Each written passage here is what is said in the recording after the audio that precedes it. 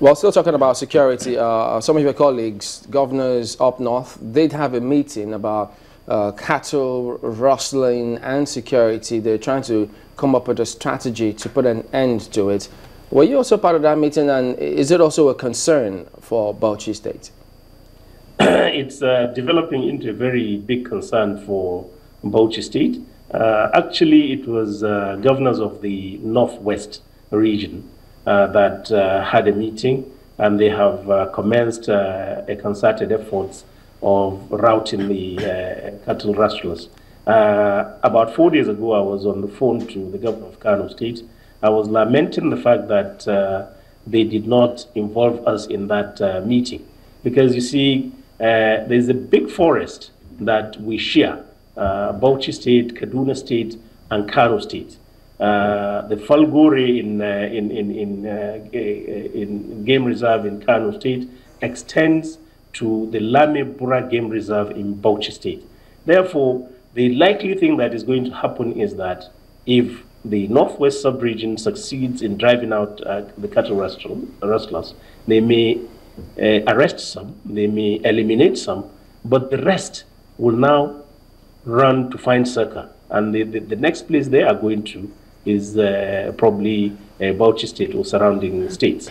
Therefore, I called on the governor of Kano State, and he promised me that at a time he will call for a meeting in Kano.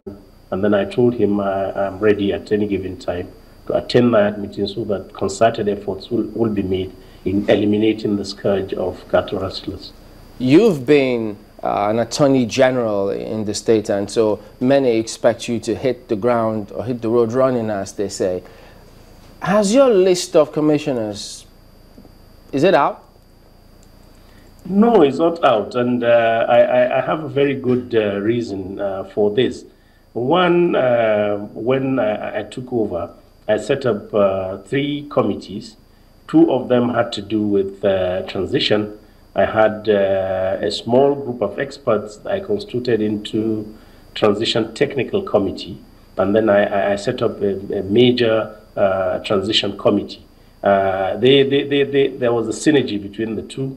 The transition technical committee was the one that drafted the terms of reference for the main committee, and the report of the main committee was to be given to the transition technical committee that will do an analysis for me. So I needed to receive the reports of these 2 bodies, because it is one thing to do a photo ops showing 2 governors doing handing and taking over. It's quite another knowing what you're actually taking over. Therefore, I have waited to understand what I am really taking over. That is 1. 2, of course, I've said it before, we took over virtually an empty treasury. And then I have not been happy with the payroll for both the state and the local government. There are a lot of problems with the payroll. I have been doing my best to eliminate all those problems, but before I do that, I don't think I will go the route of incurring additional expenditure in terms of payment of salaries and allowances. But I have 2 weeks ago received the report of the Transition Technical Committee, and therefore I am getting set to constitute the Executive Council of Bauchi State. Let's go back to security matters now, because this is very key here at this point in time. The UN Secretary General is in Nigeria, rounding off his visit here. He's been speaking with a whole lot of concerned Nigerians, as well as the president, in terms of security. The governors of Nigeria's northeast and even the region, what have they been doing since May the 29th till this moment in the fight against insurgency in the region? Well, we have been lending support to the federal government of Nigeria. You know, the way the system is, the security agencies are all controlled by the federal government of Nigeria. And in our own case, we are the security officers of our states, and in that position, we assist the federal government by feeding the federal government with information as far as security is concerned, and then ensuring that we keep the borders of our states safe, or as safe as they can be in the circumstance.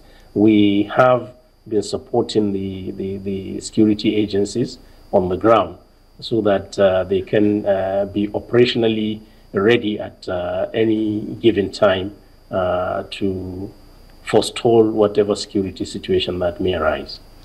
Now, the question, you've raised the issue of money quite a number of times, and you've made the point that you met an empty treasury. It could be for different reasons, and perhaps we shouldn't go into the reasons, but you have to manage the situation that you found yourself, and it was seen that that has been the situation across the country, because even at the federal level, it's been said that the president did say that he didn't meet a lot in the treasury as well. Lots of Nigerians also want to see governors make sacrifices. They want to see them cut the cost of governance. What are you doing in Bauchi State to ensure that this becomes a reality, and that whatever accrues to you from the federal government and whatever you generate is judiciously put to use? I actually started this at the very beginning. At the moment I took over, I announced the cut in the salaries of the governor and the deputy governor by 50%. And then I announced the cut in the running cost of the government house by 50%. And I told every MDA that that is what I am going to apply in respect of the running cost. Yeah. So can we just, pardon me to butt in, could you let's put figures so people can appreciate that. I mean, when you say you cut your salary and running cost of government house by 50%, how much is your salary and how much is the cost of running government house that you cut by 50%? And by the provision of the Act providing for salaries of public officers, my salary would have run into about slightly above 2 million naira per month, and I cut it by half.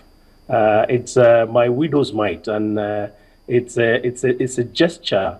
You know, it was meant to be a gesture because I was announcing to the entire people of Bauchi State, and particularly the civil service, that this was the way I intended to go. It may not mean anything in terms of Naira and Kobo, but the effect it had. Now that I have turned to cutting the cost of running government all over in all the MDAs, nobody can raise their heads and protest, because I started by my own self. Particularly the government houses, you'll be surprised the amount of money being channeled into running government houses in the past. It's a lot of money, but well, it's my lot to run the state and to manage the resources of the state prudently, and so far so good. We've done a lot. You'll be surprised that we took over a government that had 5 months outstanding salaries. Today, I have only 1 month outstanding salary. And this is proof that we have been prudently managing our resources in the state.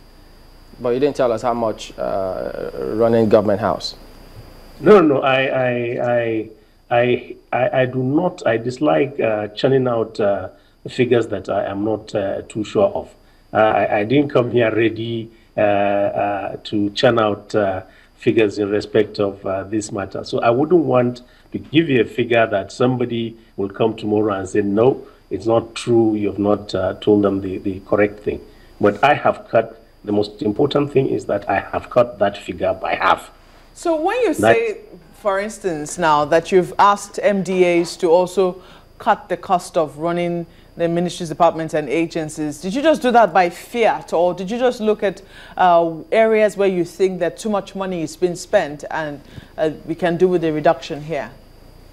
When we took over government, we discovered that there were a lot of leakages and a lot of wastages, because Bauchi State was actually akin to an aeroplane on automatic pilot, you know, before we took over. Everybody was doing whatever they wanted. So I did not sit down in the office of the governor and said, I'm cutting down the cost of running government by 50%. No, I asked all the MDAs to sit with the secretary to the government of the state and prove to him that whatever was given to them monthly in the past, they could justify it. And a lot of them could not justify what they were getting. Therefore, we have been running that government on the 50%, and nobody is complaining. Affairs of government are running. In fact, they are running more than before. For example, let me give you an example. When we came, we took over a program of polio immunization that is being supported by the Bill and Melinda Gates Foundation and Dangote Foundation, along with the government of the state. It was a tripartite agreement. And each of the partners was to put something in a basket, you know. And the Bill and Melinda Gates Foundation outrightly paid their own. Dangote paid half and said he wasn't going to pay the rest until the state government paid their own. I inherited a debt in that basket. But because of these cuts I have been able to make, I was able to get half of what government was owing, and I paid it into the basket.